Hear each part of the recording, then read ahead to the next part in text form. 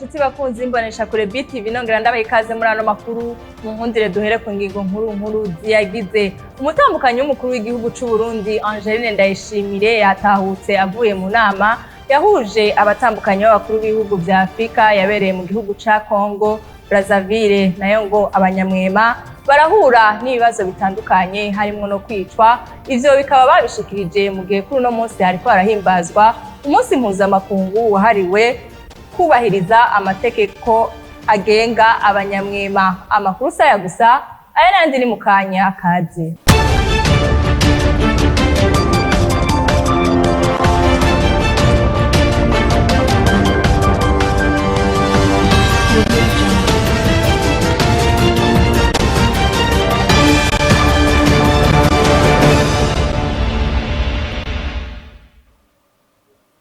Ndasubiye kubaha ikaze muri ano makuru. Umutambukanyi w'umukuru w'igihugu c'u Burundi Angeline Ndayishimire yahora mu nama igira ya 26 ya bose idasanzwe yahuje abatambukanyi b'abakuru b'ibihugu vya Afrika yabereye mu gihugu ca Congo Brazzaville. Muri iyo nama bakaba baratoye inzego zishasha zizoshika mu mwaka wa 2024. Tumukurikire umutambukanyi w'umukuru w'igihugu c'u Burundi Angeline Ndayishimiye.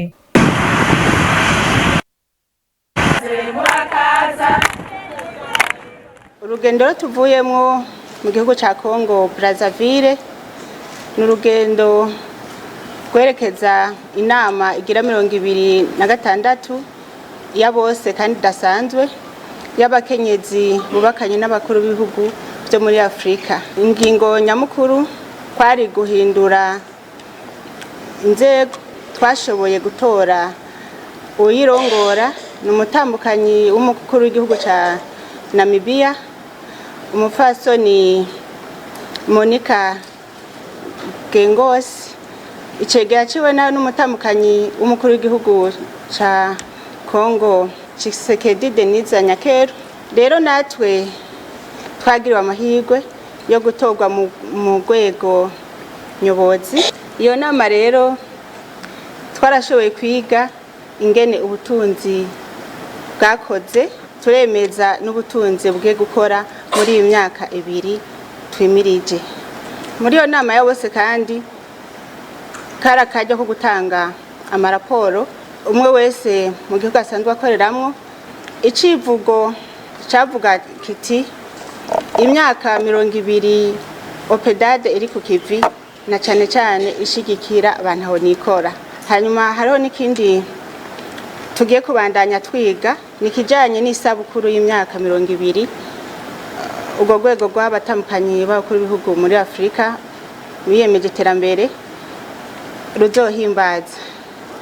Ku bwacu twifuza ko bohimbariza mu Burundi.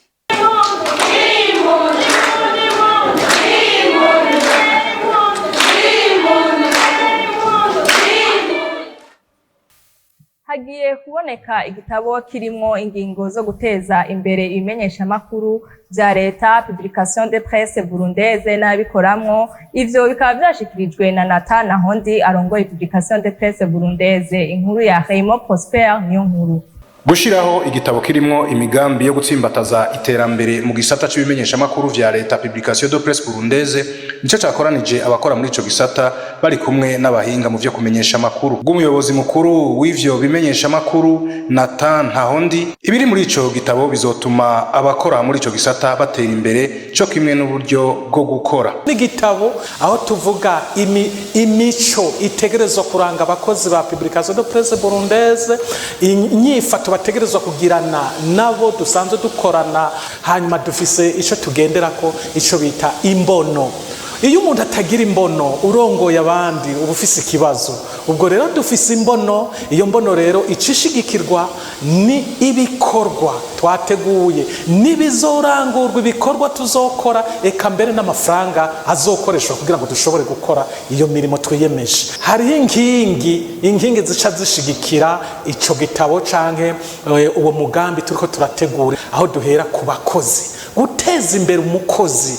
Hariho gutwara nuku amafaranga mukoresha agatunganywa neza, hanyuma n'amategeko agenga abakozi. Ico gitabo kigamije guteza imbere Publication de Presse Burundaise kije mu gihe abakozi b'ico gisata bahora bidogera ibikoresho bidakwiye canke bishaje.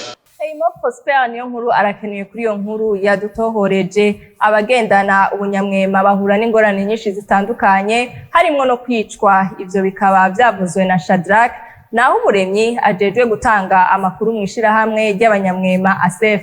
Hari mu gihe hariko himbazwa umunsi mpuzamakungu wahariwe kubahiriza amategeko agenga abanyamwema. Ange Negrita Irakoze. Abagendana ubunyamwema barahura n'ingorane zitandukanye haba mu kwinubwa mu kibano ndetse no gutotezwa no kwicwa birimo nk'uko vyavuzwe na Shadrack naho umuremyi ajejwe gutanga amakuru mu ishirahamwe y'abanyamwema Albinos Sans Frontières mu gihe haramutse himbazwa umunsi mpuzamakungu wahariwe abagendana ubunyamwema. Mezi make yaheze duhaheruka kubura umwana, twaheruka gufisha abandi. Twavuga yuko muri rusangi ego birameze neza mbwa bitameze neza kubera ko usanga duhura n'ibibazo byinshi no mu kibano ugasanga hari abantu nk'abubakanye rimwe na rimwe ugasanga ntibatahura niyo havutse umwana ari avukanye ubunyamwema hagati y'umugabo n'umugore hakabugushwana mbere gutandukana ugutabwa. Izo ni ingorane usanga zikunda gushika cyangwa mu kibano naho ugasanga umuntu baca batangura kuvuga ati nguyo muntu ngo yavyaye ngo ni ngo sumuntu ni gihume. Arongera agahamagarira abene gihugu ko bo bafata nk'abandi bakareka kubinuba ndetse na leta ikagira icifashije mu kubarindira umutekano. Rero kubijanye n'ukuntu abantu bo dufata ni batari ko turabana nk'abandi bwa mbere ubugira kabiri babone yuko turi dushoboye gukora n'ibikorwa bitandukanye kuko benshi ari gihe badufata yuko turi abantu menga ntaco kintu bashoboye gukora. Akamo naho kuri leta hoba ngo nukurushiriza kubijanye n'umutekano wabatwebwe kuri rimwe na rimwe hari gihe usanga bitoroha. Nkumenya ko igitigiri c'abanyamwema mu gihugu cose ari 1242. Uyu munsi mukuru rero ukazohimbazwa hano mu gihugu c'u Burundi kwigenekerezo rya 18 ruhenshi uyu mwaka. Negrita Irakoze arakenuye kuri iyo nkuru yadutohoreje. Mu ntumbero yo kwitegurira umunsi mpuzamakungu wahariwe umwana w'umunyafrika, ishirahamwe Bon Geste risanzwe rifasha abana batishoboye ryatunganije inama n'abasanzwe barifasha kugira ngo bahanahane ivyiyumviro ku bijanye no gukingira agateka k'abana. Inkuru ya Arlette Mugisha. Umwana n'ingabire itangwa n'Imana, niyo mpamvu agateka kiwe kategerezwa kubahirizwa, ariko nk'uko vyibonekeza abana benshi barisanga mu ibarabara abandi mu bikorwa bibi kuko batubahirizwa. Kubwa Christine Ntahe benshi bazi nka Mama Dimanche arongoye ishirahamwe Bon Geste ati ibituma ni vyinshi abana bisanga muri ubwo buzima bubi, ariko impamvu nyamukuru ziterwa n'abavyeyi. Igikorwa cotangura hajya ku muzi w'iziko. Abavyeyi bubu go bari mu bukene bwinshi, hariho abatuma abana kuja mu ibarabara, genda mwana unzanira iki, genda unzanira uduhera dushobore gusuma.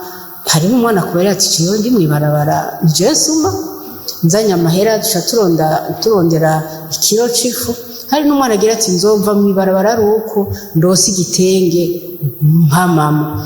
None mwibaze umuvyeyi arindiriye kwambikwa nibarabara, murumva n'ibintu bibabaje. Usanga umuryango utifashe na gatoyi na gato, bafise abana 8, bafise abana 10.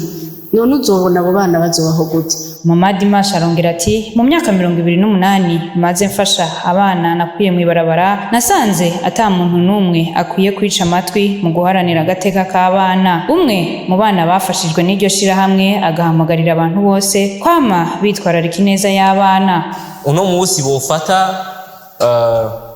umugambi canke bofata ingingo yo gufasha umwana numwe gusa je wabihaye. Ni kuvuga nk'imiryango iri ngaha mu Burundi igifasha umwana umwe ifata responsabilité y'umwana umwe, wosanga mu myaka 5 iri imbere ata mwana kiri mu barabara. Iyo nama yahuje abasanzwe bafasha iryo shirahamwe ikaba yabaye mu gihe ku wa 16 ruheshi uno mwaka hazohimbazwa umunsi mpuzamakungu hari umwana w'umunyafrika. Arlette Mugisha nawe nyene arakenuye kuri iyo nkuru yadutohoreje. igiteramo Festival Burundi himbaza categuwe mu ntumbero yo gutsimbataza no guha agaciro ururimi rw'ikirundi mu ndirimbo menyeshamana gospel hamwe no gukangurira abenegihugu gushigikira abaririmbyi n'abanditsi b'indirimbo menyeshamana. Ivyo bikaba vyavuzwe na Apotre Apollinaire Habonimana asanzwe ariko arategura ico giteramo. Ange Negrita Irakoze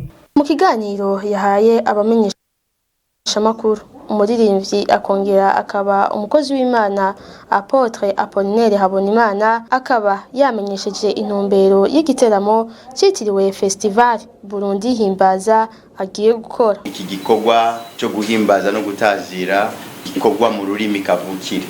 Igihugu cy'u Burundi Imana yaduhaye nticapfuye kwaduka ngo kibeho gusa. Igihugu cyose kigagira ururimi rukiranga.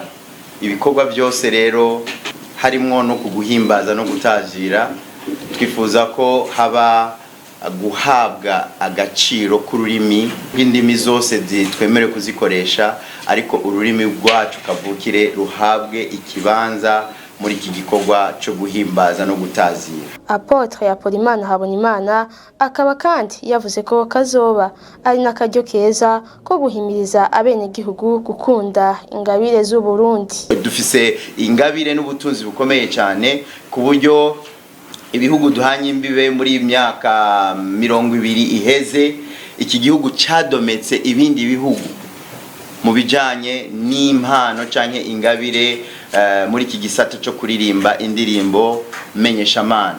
Rero ni nakaryo kadasanzwe twashaka guhamagarira abarundi abenegihugu muri rusangi kumenya ubutunzi Imana yaduhaye muri iki gihugu kugira ngo bushigikirwe, hanyuma n'igihugu cacu kibandanye kumenyekana kubera ko turafise iby'agaciro Imana yaduhaye.